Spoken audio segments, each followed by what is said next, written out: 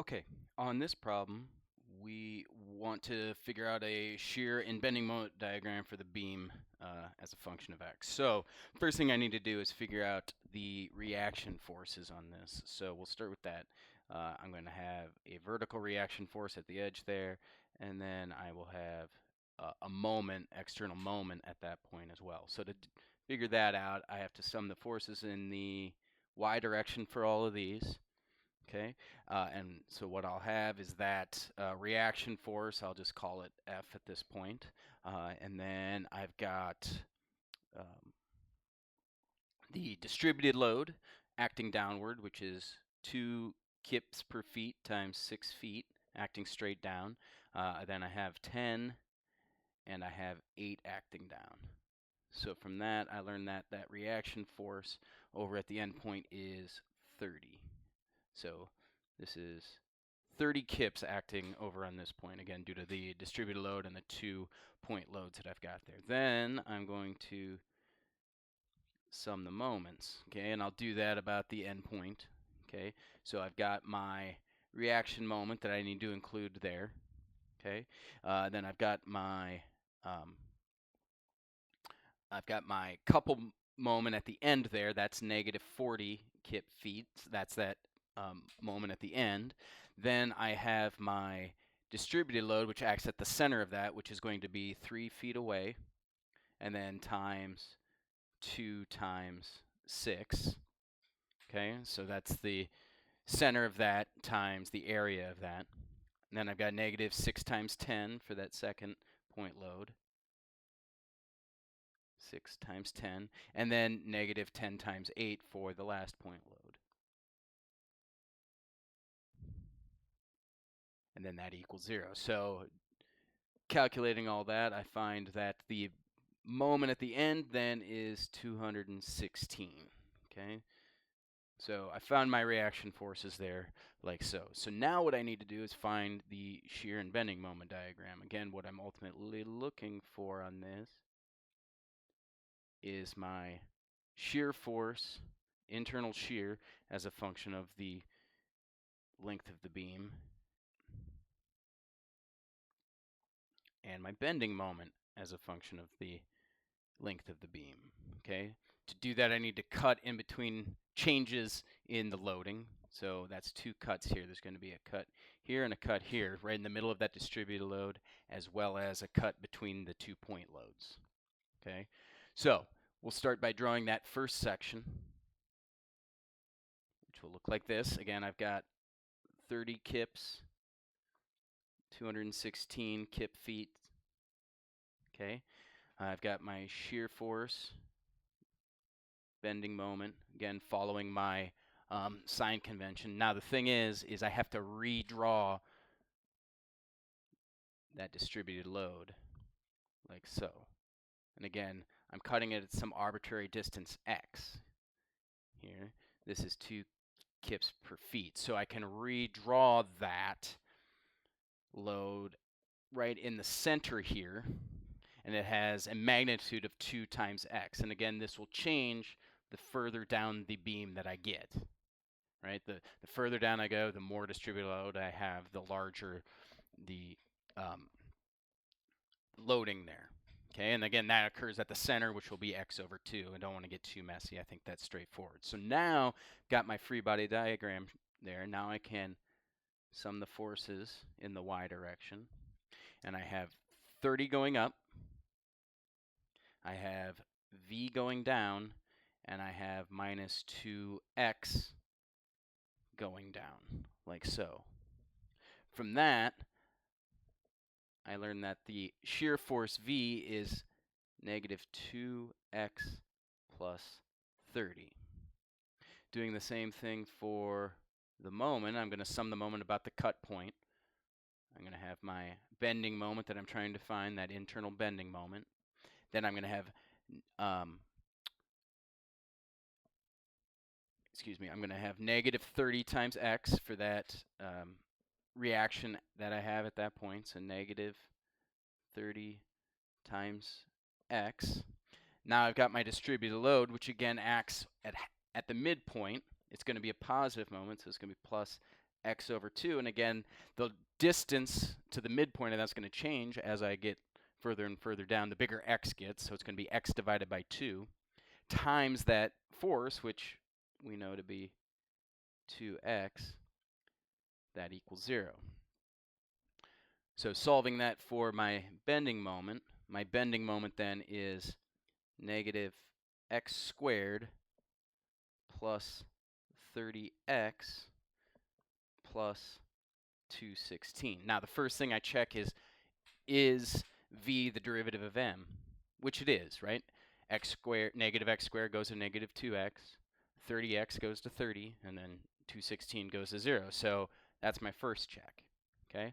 Now I'll start drawing things, okay? So when when x equals 0, v equals 30, which again makes sense, right? Because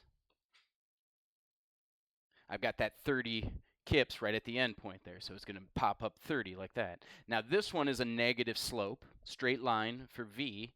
When x equals 6, okay, 2 times 6 is 12, so 30 minus 12 is 18. So this thing drops down to right about here, which is 18.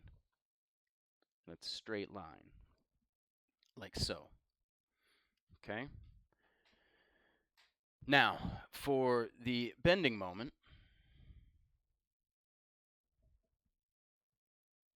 okay, when x equals 0, I get 216.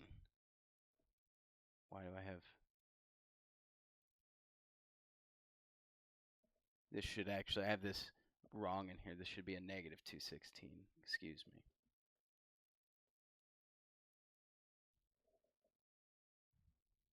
Okay. Now, based on our sign convention, that's going to be a negative 216, because again, I've got that 216 over there, based, because it's on the left side, that is actually a negative bending moment that I've got there. Okay. So that's going to be negative 216, like this. When I plug in x equals 6, I find that m is 72. I'll let you do that math on your own.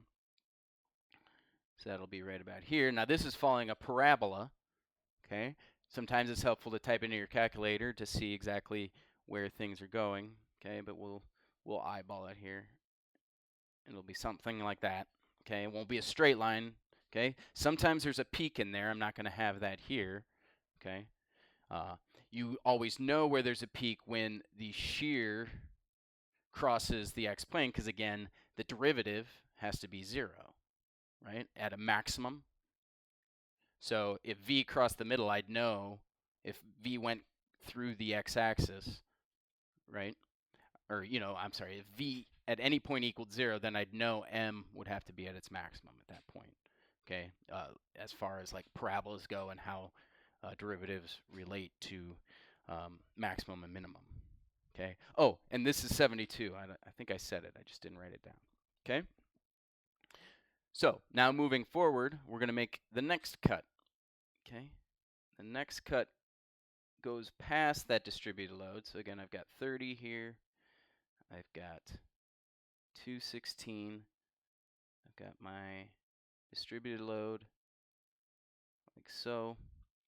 I have a point load right here of 10. The distributed load is 2, right?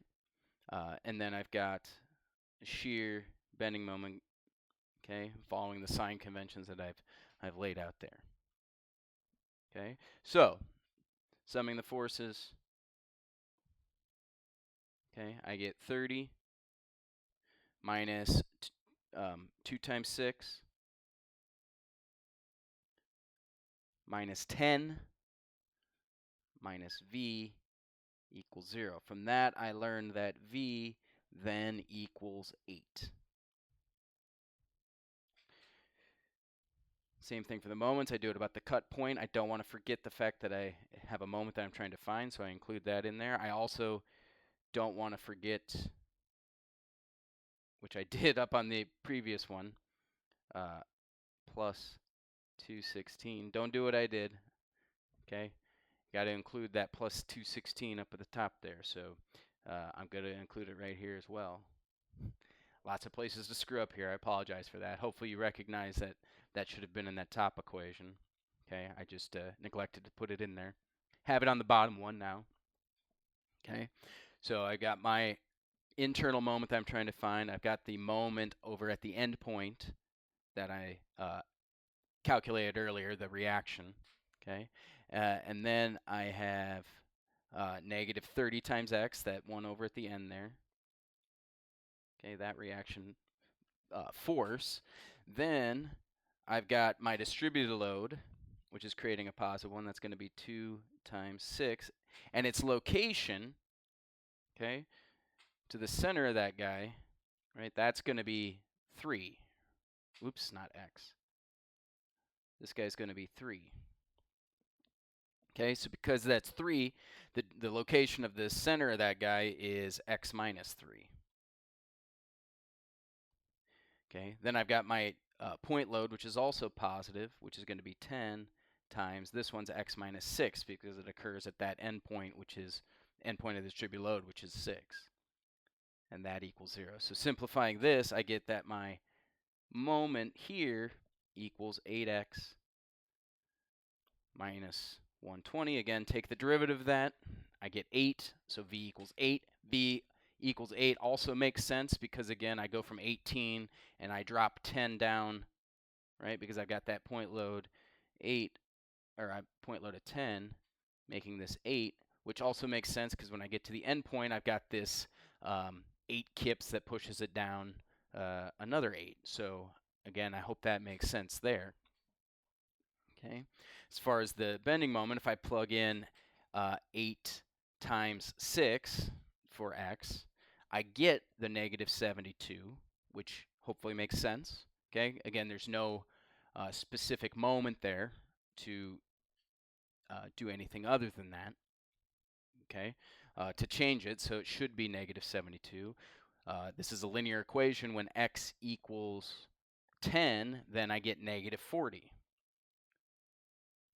And this is a straight line, just like this, to 40. And again, I have that point, that concentrated moment right there of 40, which is going to bring that back up to 0. So again, because I've got concentrated loads at both ends, I don't start at 0 for either side of the beam for the moment. Same thing with the force. There's forces on either end, so I don't start or end at 0 for those. And again, the whole point of this is oftentimes we're trying to find the maximum shear, the maximum moment, which occurs way over at the left side, which is probably expected. So if I needed to find, say, a maximum bending moment or whatnot, I could now see where that maximum moment actually is located.